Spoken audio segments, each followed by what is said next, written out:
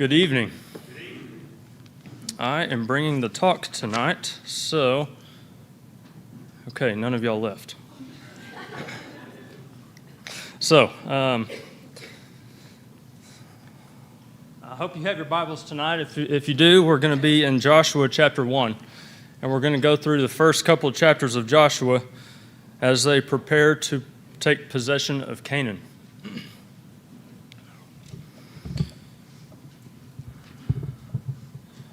Joshua chapter 1, if you'll put your fingers there and turn over to Numbers chapter 27,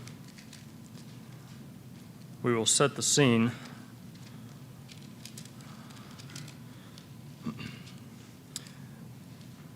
Numbers chapter 27, verse 12. This is when Moses is leading the Israelites. Then the Lord said to Moses, "Go up to this mountain of Abiram and see the land which I have given to the sons of Israel.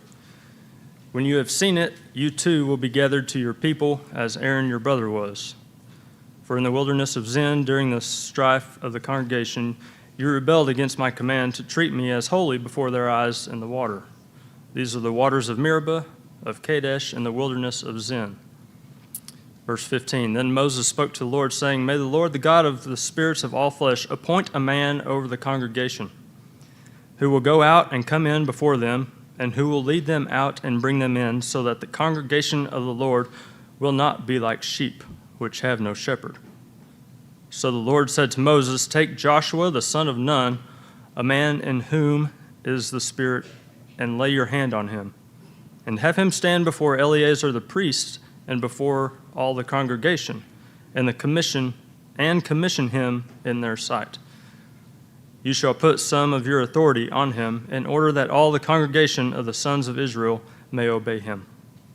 Moreover, he shall stand before Eleazar the priest, who shall inquire for him by the judgment of the Urim before the Lord. At his command they shall go out, and at his command they shall come in, both he and the sons of Israel with him, even all the congregation."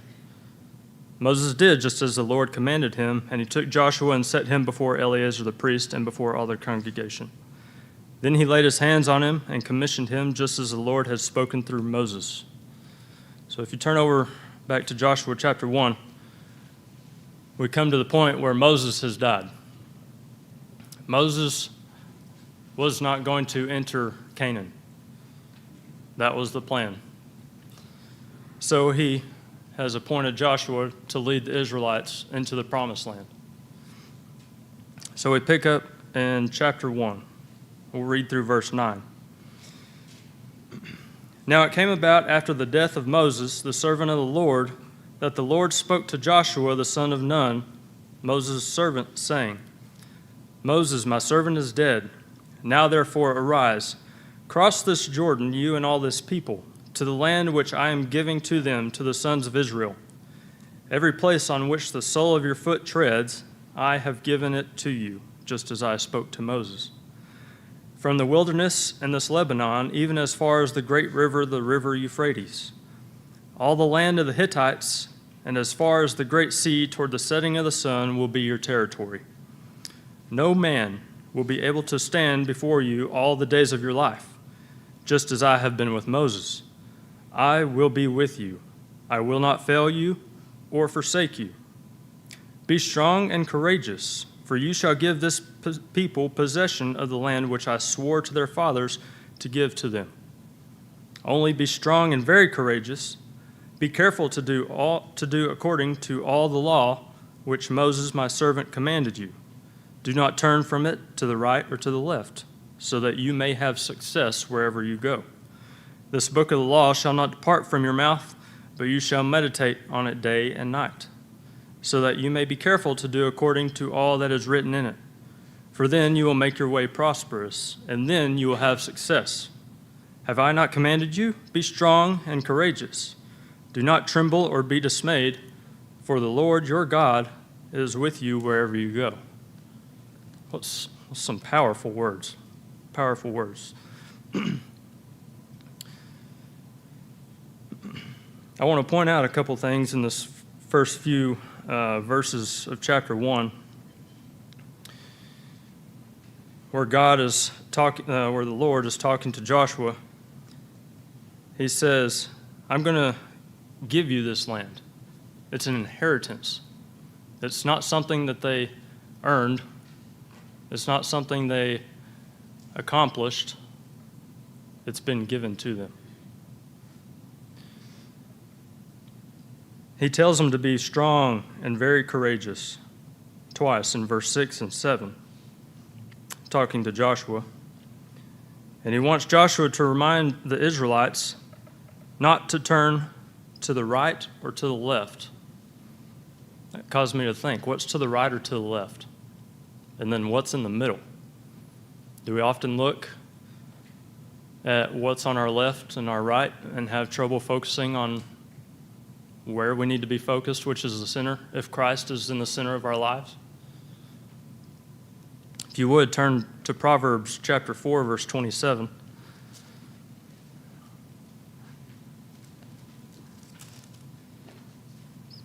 Proverbs 4:27, starting verse 25. Let your eyes look directly ahead, and let your gaze be fixed straight in front of you. Watch the path of your feet, and all your ways will be established. Do not turn to the right or to the left. Turn your foot from evil. Turn over to 2 Kings chapter 22.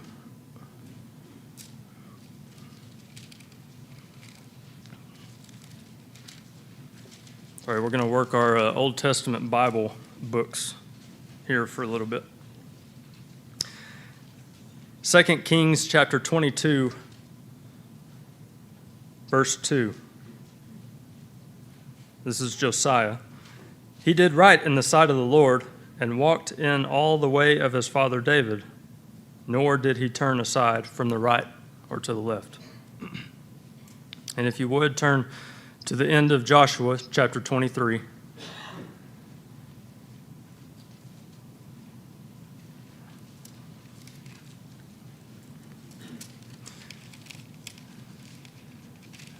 Joshua chapter 23, verses 6 through 8.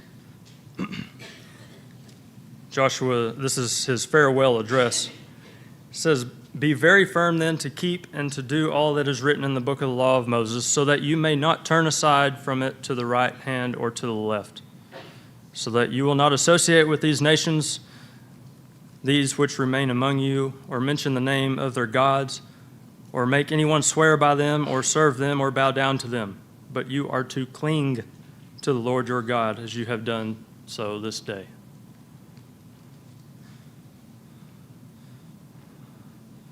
Okay, Moses, we know, came down from the mountain with the 10 Commandments. So the Israelites, were able to experience the mountaintop experience. They, we'll talk here in a little bit about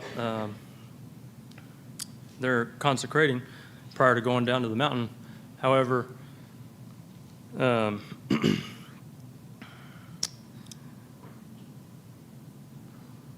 I lost my train of thought there. This is, let me put a footnote here.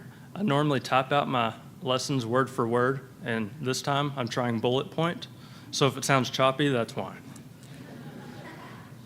Okay.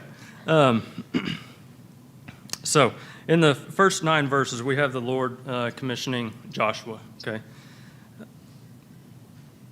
And I thought about this as kind of taking an oath of office, or a commissioned, or a swearing in, more so a transferring of power. Have any of you taken an oath of office?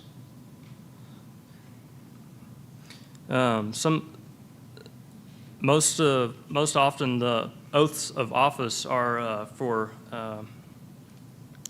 public officials, government elected officials, nurses, law enforcement, and it's a duty that they will swear to protect laws, constitutions, and so on and so forth. So oaths are promises to faithfully execute the duties, okay? The Lord says to Joshua, "Have I not commanded you?" To me, it sounds like he's being commissioned to lead the Israelites. We'll continue on reading in verse 10. Then Joshua commanded the officers of the people, saying, "Pass through the midst of the camp and command the people, saying, Prepare provisions for yourself. For within 3 days you are to cross this Jordan, to go in to possess the land which the Lord your God is giving you, to possess it." To the Reubenites and to the Gadites and to the half-tribe of Manasseh, Joshua said, "Remember the word which Moses, the servant of the Lord, commanded you, saying, The Lord your God gives you rest and will give you this land. Your wives, your little ones, and your cattle shall remain in the land which Moses gave you beyond the Jordan, but you shall cross before your brothers in battle array and your valiant warriors, and shall help them, until the Lord gives your brothers rest, as he gives you, and they also possess the land which the Lord your God is giving them. Then you shall return to your own land and possess that which Moses, the servant of the Lord, gave you beyond the Jordan toward the sunrise." They answered Joshua, saying, "All that you have commanded us we will do, and wherever you send us we will go. Just as we obeyed Moses in all things, so we will obey you. Only may the Lord your God be with you as he was with Moses. Anyone who rebels against your command and does not obey your words and all that you command him shall be put to death. Only be strong and courageous." Then we see in chapter 2, he sends spies to the land, and Rahab hides the spies from the king as he finds out about them. The spies climb out the wall window and go hide in the wilderness until time has passed, and they return to Joshua to report what they found. So we pick up in chapter 3, where Israel crosses the Jordan.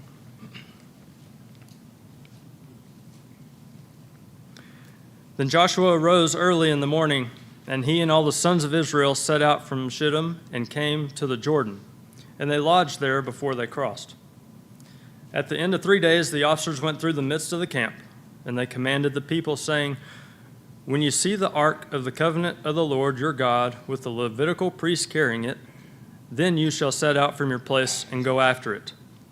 However, there shall be between you and it a distance of about 2,000 cubits by measure. Do not come near it, that you may know the way by which you shall go, for you have not passed this way before." I'm going to stop right there. So, you have an Israelite nation enslaved in Egypt.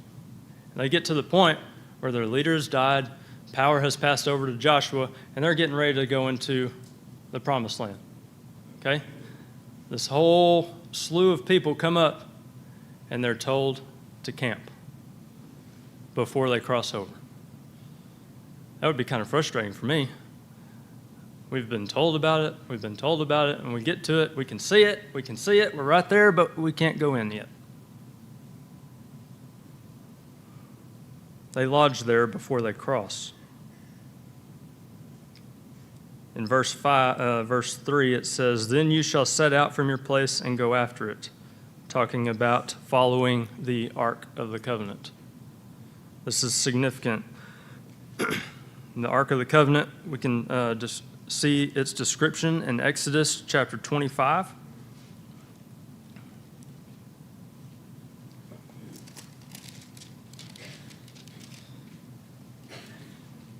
Exodus chapter 25, verse 8. "Let them construct a sanctuary for me," that's the Lord God, "that I may dwell among them, according to all that I am going to show you as the pattern of the tabernacle and the pattern of all its furniture, just so you shall construct it. So they shall construct an ark of acacia wood, 2.5 cubits long and 1.5 cubits wide and 1.5 cubits high." For those that don't know what a cubit is, it is from your elbow to the tip of your middle finger. So if you have short forearms, your cubits are small. Okay? So, the Ark of the Covenant was carried by the Levitical priests and carried the Ten Commandments in it. Okay? It was one of the sacred emblems that the Lord instructed the Israelites to make. So you're bringing all these people over, their animals, whatnot, kids, and you have the Ark of the Covenant. Okay? And they're to camp before they cross into the Jordan, but they're not supposed to proceed until they see the ark pass through them in the camp. What's the significance of that, though? The Lord goes first in all things. The Lord goes first. Picking up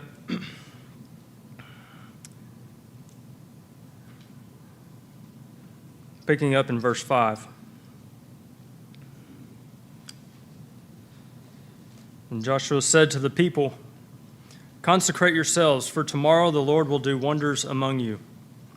And Joshua spoke to the priests, saying, "Take up the Ark of the Covenant and cross over ahead of the people." So they took up the Ark of the Covenant and went ahead of the people. Now the Lord said to Joshua, "This day I will begin to exalt you in the sight of all Israel, and that they may know that just as I have been with Moses, I will be with you. You shall, moreover, command the priests who are carrying the Ark of the Covenant, saying, when you come to the edge of the waters of the Jordan, you shall stand still in the Jordan." Then Joshua said to the sons of Israel, "Come here and hear the words of the Lord your God." Joshua said, "By this you shall know that the living God is among you, and that he will assuredly dispossess from before you the Canaanite, the Hittite, the Hivite, the Perizzite, the Girgashite, the Amorite, and the Jebusite. Behold, the Ark of the Covenant of the Lord of all the earth is crossing over ahead of you into the Jordan. Now then, take for yourselves 12 men from the tribes of Israel, 1 man from each tribe. It shall come about when the soles of the feet of the priests who carry the Ark of the Lord of all earth, rest in the waters of the waters of the Jordan will be cut off, and the waters which are flowing down from above will stand in one heap. So when the people set out from their tents to cross the Jordan, with the priests carrying the Ark of the Covenant before the people, and when those who carried the ark came into the Jordan, and the feet of the priests carrying the ark were dipped into the edge of the water, for the Jordan overflows all its banks all the days of harvest, the waters which are flowing down from above stood and rose up in one heap, a great distance away at Adam, the city that is beside Zarethan, and those which are flowing down toward the sea of Arabah, the salt sea, were completely cut off. So the people crossed opposite Jericho, and the priests who carried the ark from the covenant of the Lord stood firm on dry ground in the middle of the Jordan, while all Israel crossed on dry ground, until all the nation had finished crossing the Jordan. This wasn't the first time they crossed a dry riverbed. When they were fleeing the Egyptian army. So they're familiar with this. The first time, Moses put a staff in the water and separated the waters with God.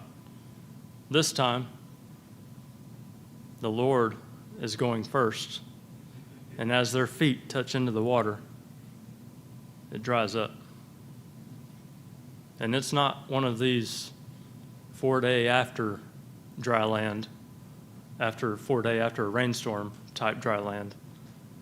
I think it's dry.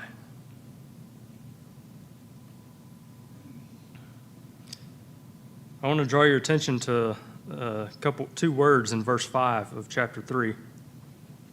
Joshua tells the people, "Consecrate yourself." That's not a term we use a lot. Consecrate. Consecrate means sanctify, prepare, means to dedicate, be holy, or be separate. A lot of those describe what the Israelites were to the other nations. They were separate. They're set apart. They were called to be holy. He's talking specifically to the Israelites while they're camping there.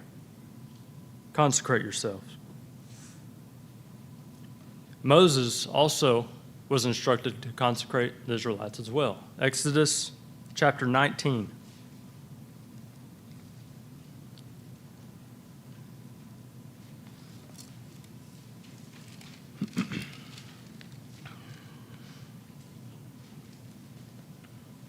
Starting in verse 10.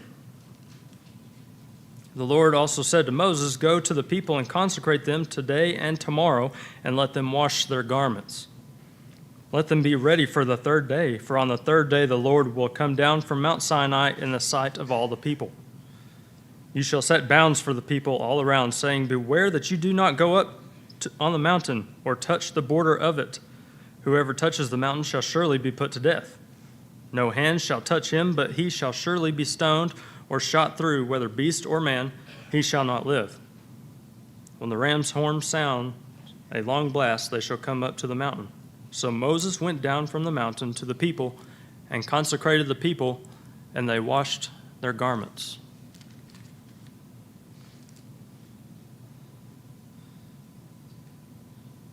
So it's washing of garments, washing of the bodies. Part of my research might also include abstinence from fleshly desires. So they get there, and they're told, camp 3 days. Consecrate yourselves. Make yourselves holy. We're about to cross over into something that I've promised to you. God is going to do a miracle. He's going to separate the waters. You're going to walk across dry ground. Be consecrated.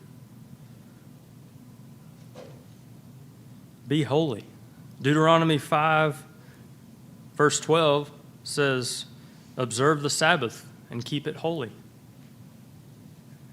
How often do we consecrate ourselves?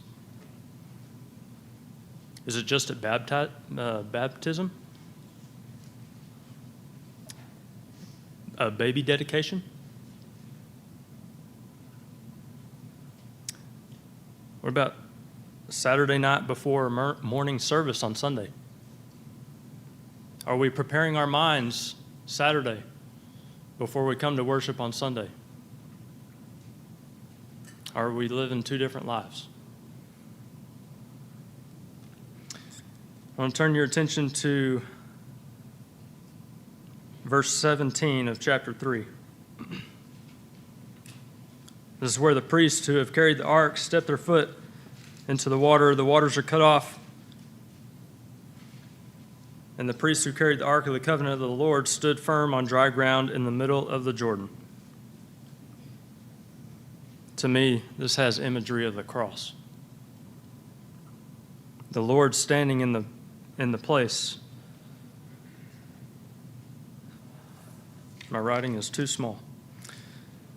The Lord is standing in the way, allowing his chosen ones to cross over. Jesus stood in our place on the cross, allowing us to cross over. Let's pick up in chapter 4. Now when all the nation had finished crossing the Jordan, the Lord spoke to Joshua, saying, "Take for yourselves 12 men from the people, 1 man from each tribe. Command them, saying, Take up for yourselves 12 stones from here, out of the middle of the Jordan, from the place where the priest's feet are standing firm, and carry them over with you, and lay them down in the lodging place where you will lodge tonight." So Joshua called the 12 men from whom he had appointed from the sons of Israel, 1 man from each tribe. And Joshua said to them, "Cross again to the ark of the Lord your God into the middle of the Jordan, and each of you take up a stone on his shoulder according to the number of the tribes of the sons of Israel. Let this be a sign among you, so that when your children ask later, saying, 'What do these stones mean to you?' then you shall say to them, 'Because the waters of the Jordan were cut off before the ark of the covenant of the Lord. When it crossed the Jordan, the waters of the Jordan were cut off. So these stones shall become a memorial to the sons of Israel forever.'" Thus the sons of Israel did as Joshua commanded, and took up 12 stones from the middle of the Jordan, just as the Lord had spoke to Joshua, according to the number of the tribes of the sons of Israel, and they carried them over with them to the lodging place and put them down. Then Joshua set up 12 stones in the middle of the Jordan at the place where the feet of the priests who carried the ark of the covenant were standing, and they are there to this day. For the priests who carried the ark were standing in the middle of the Jordan until everything was completed that the Lord had commanded Joshua to speak to the people, according to all that Moses had commanded Joshua. And all the people hurried and crossed. I don't know if I would have been one of those if I would have been hurrying, honestly. If I had seen it the first time and had lived long enough to see it the second time, right? This is going to be something I'm telling my kids, telling my grandkids, making sure that they know I was a part of that, where we crossed over on dry ground. Verse 11, and when all the people had finished crossing, the ark of the Lord and the priest crossed before the people. The sons of Reuben and the sons of Gad and the half-tribe of Manasseh crossed over in battle array before the sons of Israel, just as Moses had spoken to them. About 40,000 equipped for war crossed for battle before the Lord to the desert plains of Jericho. On that day the Lord exalted Joshua in the sight of all Israel, so that they revered him just as they had revered Moses all the days of his life.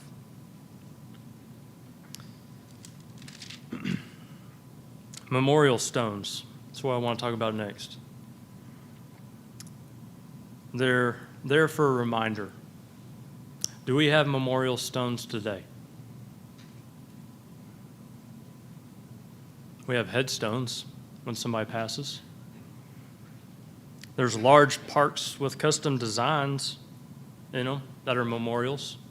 And often the large parks have massive granite rock structures that memorialize a specific event.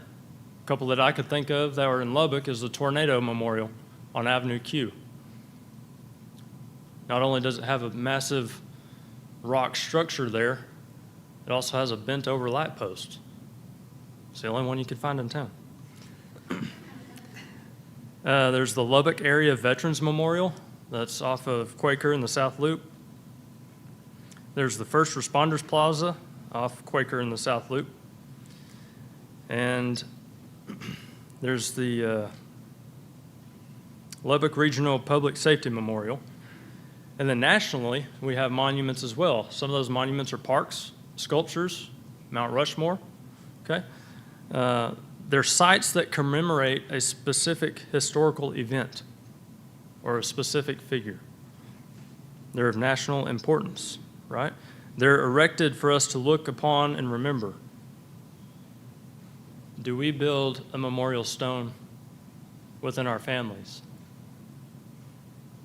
Is there something, an object that we have that resembles a time in our immediate family where times were bad or times were joyful? The one example I could think of was when I was baptized, I had the towel that I dried off with. It was monogrammed with my name and the date on it and was given to me. Outside of that, I don't know if I have any spiritual memorial.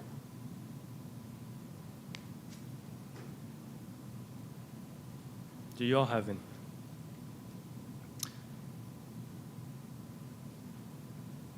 As children of God, we spent this morning's worship service centered around the memorial feast. What we remembered was Jesus' death on the cross. 1 Corinthians 11, verse 28.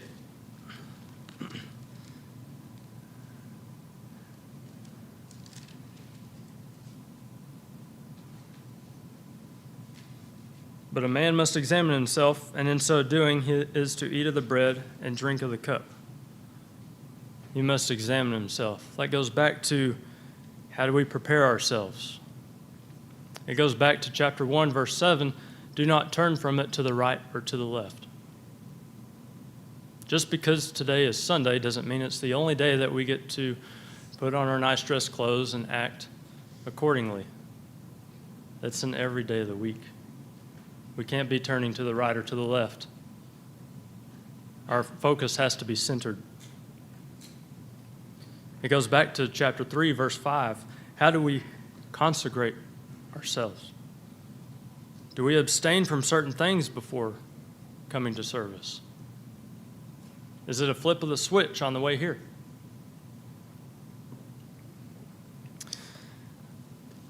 as I was preparing this, my childhood, later older teens, getting ready to transition into college, a story came to my mind.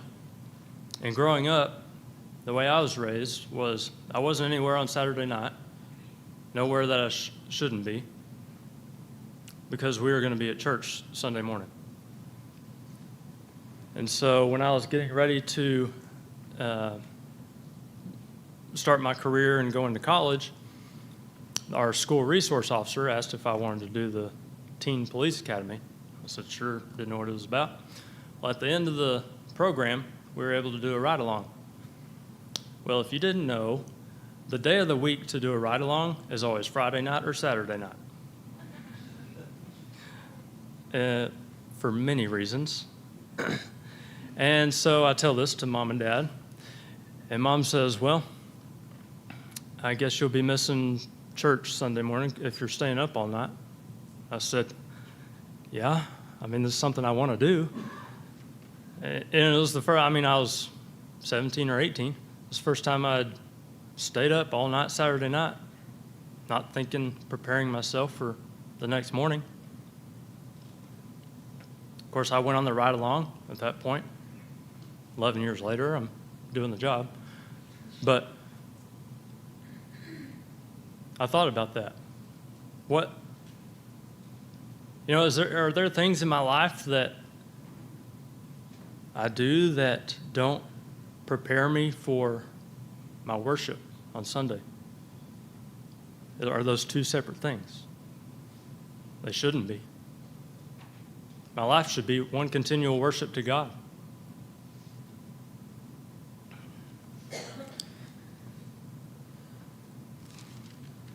I want to draw your attention to verse 21 of chapter 4.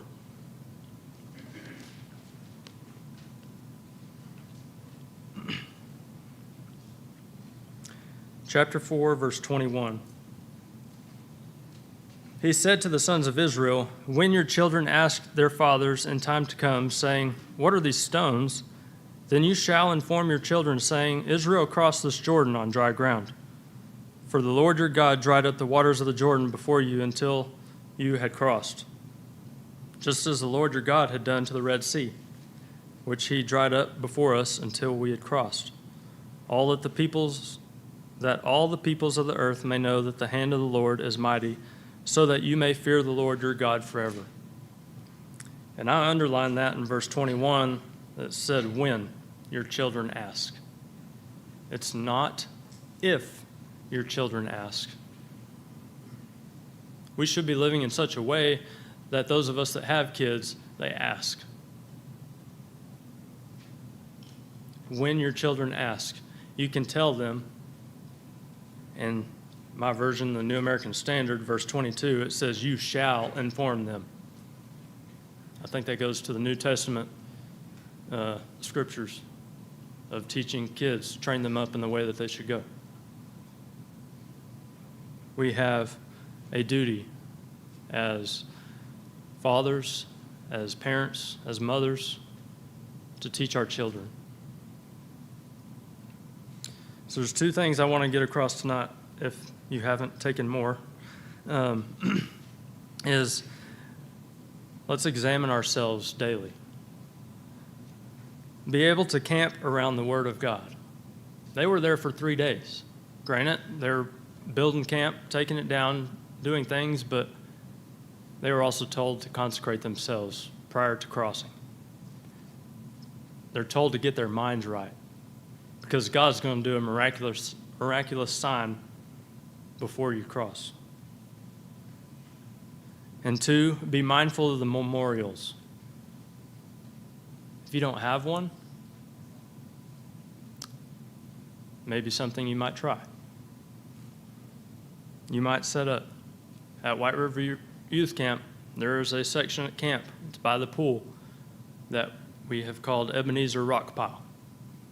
And after somebody is baptized, they write their name and the date, and they stick a rock on there.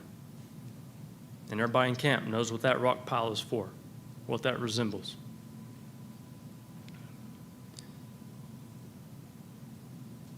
Do we need to be still for 3 days?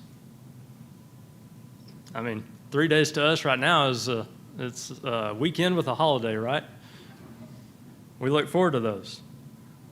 But I think we can use that time for refocusing, recentering our minds, getting rid of what we see on the right, what we see on the left, if it's a specific sin,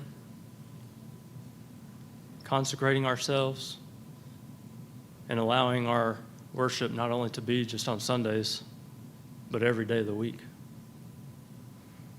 If you have a need tonight, we'd love to help you. If you do not know Jesus and you want to make him your Lord and King over your life, now's the time. If there's anything we can help you with, please stand as we stand and sing.